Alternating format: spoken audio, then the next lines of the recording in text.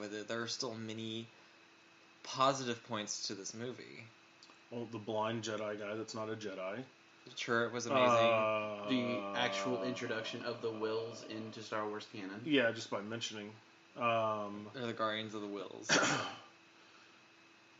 Ga Ga Goo Goo. Forrest Whitaker. Ga Ga Goo Goo. Oh, milk. Goo Goo Gaga. Tell me a bedtime story. We are referencing Key and Peele again. So tell me a bedtime story. It was a total Vader reference. Tell me a bedtime story. Forrest Whitaker's character. Yeah, Forrest Whitaker in anything is good though. I love Forrest Whitaker. The android dude, what's his name? K2SO. That guy is fucking great. Favorite droid, him and BB-8. Oh god, I love no, him. K2SO is the shit. It's honestly because of Alan Tudyk though. Like Alan Tudyk. Alan Tudyk is a fucking great. K2SO is the best character in that fucking in that movie. Period. I don't give a shit about the rest of them. I really don't. Like, Jin dies. The what's his name? The Mexican. Diego Luna's character. Diego Luna dies. Don't care. The blind Cassian Jedi I care Andor. about a little bit, but It was fun. Like, he kicked major ass, and he was like the only link to Jedi that we had in this movie. Yeah. They put the bag over his head. Really? I'm blind. Yeah. He improvised that line, I'm pretty sure. That was one of the best lines of the whole movie. For the sole fact is just like everybody was thinking it, and he totally said it. Yeah. Yeah. I was like, wait, what? It was vindication. Well, that goes back to Poe's line whenever he meets Kylo. He goes, "Who talks first here? Me? Do I talk first?" He's like, "You talk first." It's that kind of candid stuff that really endears a character to an audience, I think. So that's why K2SO was so great, because he's nothing but snarky, witty comebacks, and just even like when she handed him the bag. And they went off to Jeddah, and he just looks at the bag and he just drops it on the ground like, fuck you. Yeah. It's what every angsty teenager wants to do. Right. But everyone else, I don't care. I just don't care. I'll be there for you, Jin. Cassian said I had to. And he walks off. I want to know when they reprogrammed him after he started talking, where they're like, fuck. Like, how do we get rid of his voice? Can we redo this? We made an error. That's like a byproduct of them hacking him. Who let the angsty teenager in here? He would be my best friend forever. I don't even care. So good. I'll be there for you, Jin. Cassian said I had to. Cassian has my life until he dies. Cassian? You like Cassian? No, just that his best friend is fucking K2SO. K2SO.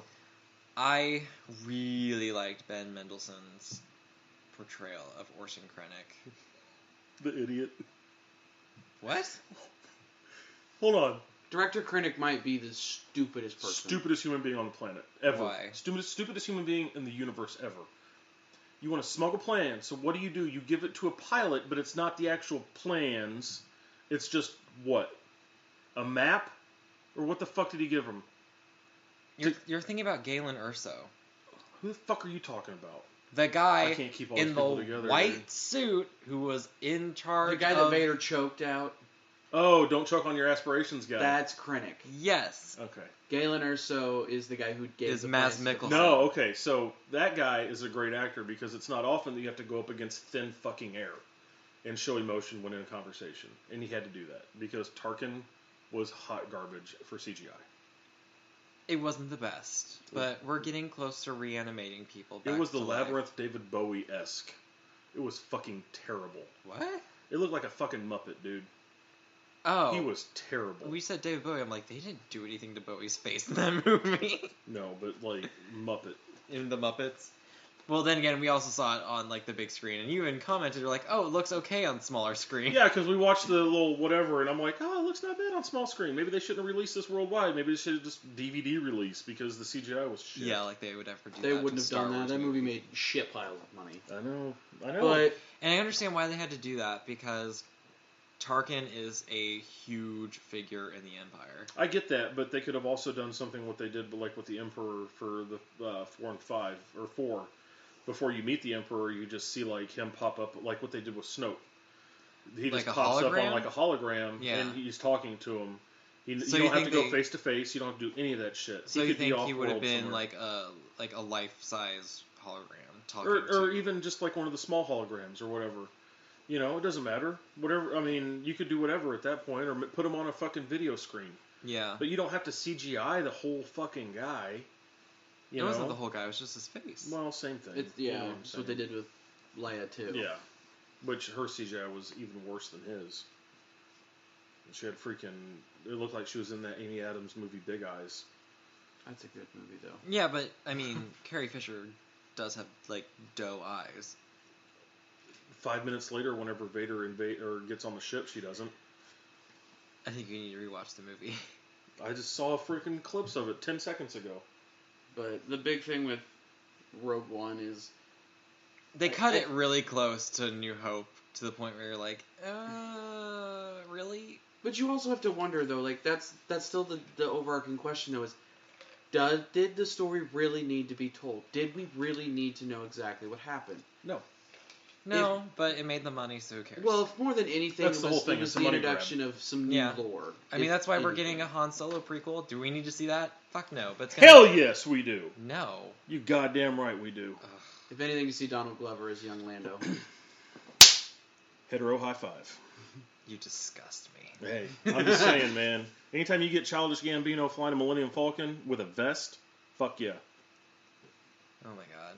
Well, we'll see, because you might be all, bro high-fiving now, but after the movie comes out, we will be sitting here and you will be bitching about the whole thing. No, the difference guarantee is you. The difference is this. The difference is that my entire childhood is not built on legends of Han Solo and Lando Calrissian, or poker matches where Han won the fucking Millennium Falcon.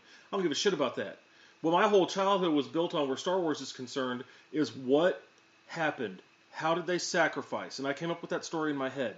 And then all of a sudden they want to put this movie out and say, here it is. It didn't need to be told. The only thing that needed to be introduced from that is the blind Jedi that's not a Jedi and K2SO, and I would have been fucking happy. All those other characters can go fuck themselves. I did think the Jeddah, like the planet Jeddah, was kind of cool. Seeing that was cool, but still. Well, to show you what a planet that has kyber crystals kind of looks like. But even at that, is it not more mysterious and a bigger mystique to know that last planet was destroyed? Because now that we've seen it, now it's real. That destruction is real. That Pandora's box has been opened. There's no other planets that we know of that can have kyber crystals. But what if? What if? It's like, it was destroyed, but there may be another one somewhere. Well, the Sith make theirs too. Well, yeah, so but they're all they're all compound or whatever, and that's why they're red. Yeah, they're not stable or whatever. Yeah. Well, Kylo Ren's isn't stable because it's cracked. Yeah, but their red is also corruption. It's artificial. It's a corruption. It's an artificial corruption. They make the crystal bleed. Well, yeah, whatever. But yeah, I mean it's artificial. Who's to say the it's Jedi not a crystal. To do that too, though. Like, I mean, Ahsoka basically did it when she remade her lightsaber. She purified a Sith crystal, and that's why her new lightsabers are pure white. Or they ran out of ink. On a digital? Yeah. She bleached it. How do you run out of ink on something that is made from a computer? She went and talked to Billy Mays, and he gave her a bunch of OxyClean. Isn't he dead? Mm-hmm. Dude, too soon, man. He's a Force ghost. Yeah, Billy Mays here. You want to laugh, but you want to be pissed off too. Like, these fucking assholes are ruining this movie for me. No, but I overall. Why don't I have better friends? No, I'll say this. I because you live in Jeff City.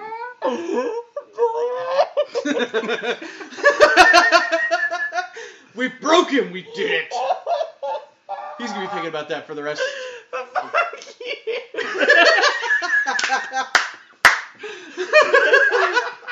That's awesome. Oh shit. Hi, Billy Mays here for Force Ghosts. God damn. No? No. Why Anyway. Maybe that's why the Jedi's clothes were all brown. They need some fucking OxyClean. Well, if you live on a desert planet, That's I don't true. think your clothes would be that clean That's either. true. Han had the whitest shirt in any of them. Arabs have done That's it for true. years, man. Good point, actually. Mm-hmm. How? Because it's part of one of the Sharia laws that they got to keep clean clothes and stuff.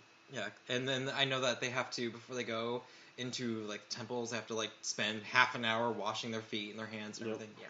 Yep. Even in modern times, it's just something that's stuck. Yeah. Well, it's He because cried. He actually cried. I cried laughing. That was... It took him a while to kick in, though. But no, Because I just wanted to be like, fuck you. Damn it, that is funny. It was fun. It's a fun trip, but it did dookie all over a lot of my childhood. It did. And, I mean, that's your take, but then again, I'm younger, and I was introduced to these movies at a time when I didn't really need to know the answer. Well, and you can ingest them all at the same time. Yeah, you had to wait, 2-3 years for the next one, and then 2-3 years for the one after that? I was born the year Star Wars came out, so 1977. Yeah. And so I wasn't introduced to it then. But it was a different time, and you got to understand, in the 80s, we didn't have, digital access to movies and DVDs. You would actually have to go to the theater. Well, and my uncle, the reason I'm a Vikings fan, my uncle, he had subscriptions to HBO and Cinemax and Showtime, or I don't even know if Showtime was around then, but HBO and Cinemax for sure. But he would sit there with his VCR and he would record movies. Oh, that's what everyone did. Yeah, and so he would record them, and they'd be like, "Well, I got these movies." It was a Betamax, wasn't it? No, it was VHS. But he had like a DVD, a VHS collection that was hundreds upon hundreds of movies. And the one I can remember, and I can still see his handwriting on the edge of the VHS. A New Hope. Star Wars 2, and Star Wars 3. Or 4, 5, and 6. Sorry, 4, 5, and 6. Star Wars 4, 5, and 6. Well, at the time they weren't. Well, but they started, Chapter 4, Chapter 5, Chapter 6. With the title scrolls. Yeah. And so he would put Star Wars 4, A New Hope, Star Wars 5, Empire Strikes Back, and Star Wars 6. Even in the original cuts of the movie, they even called them 4, 5, and 6. Yeah, because George Lucas wrote 9 books. Oh. Yeah, okay. and they were gonna do them in order, but he didn't like the Anakin storyline, and so he wanted to do the Luke storyline. And so that's why we get 4, 5, and 6 first instead of going chronologically. And then then they go back and ruin back it in the all. early 2000s they started. And they 1999 did 99. They did 1, 2, and 3. was 1. 3 came out in 2006, and 2 was 2003 or 4, I think. They did the same space difference in releases. Yeah. It was like almost 3 years, and so that time jump from 1 to 2 is ridiculous. Well, yeah, he's at because he goes from 7, a kid to, and then he's 16. Or I thought he was 19. He was somewhere around. He was a teenager still, but I think legal he was enough to want to get it on with Natalie Portman. Well, yeah, you don't have to be an idiot to understand that. You could be 12 and. Well, she was 15. Or in her the character first was in the first one. In the first one, but it's kind of creepy. The little 7-year-old and 15-year-old are kind of flirting a little bit. Are you an angel? Man, that's a pickup line, bro. There's a pickup line. Yeah. Horrible one, but yeah. From a 7-year-old, kudos. But anyway, I digress. Rogue One. It's the story. It's the story of them getting the plans to the Death Star. But Galen Erso, going back to my point before I got name confused because there's so many weird-ass names. If it was Paul and Philip, I would have been good. But Galen Erso is the biggest idiot on the planet because he sends... The fuck does he send to Ga Goo Goo? He gives a message. It's a message. A recorded message to Bodhi Rook, who is a defected Empire pilot, cargo pilot. He gives the message to Bodhi. To give to Ga Goo Goo. To give to Saw Gerrera, Forrest Whitaker. But Forrest Whitaker at this point is fucked up in the head and thinks that everything's a trap. Fucking crazy, dude. Yeah, he's insane. So he doesn't believe him, and he sends him through all these torture methods. And some octopus thing. That alien tries to feed off his brain to try and get the truth out of him. Yeah, to see if he's lying or whatever. And but I know it's a long time ago, but all this technology, you don't have a lie detector test. You got to hook him up to some kind of fucky animal. Right. So whatever, but that's science fiction. So. But yeah, so anyway, he gives it to.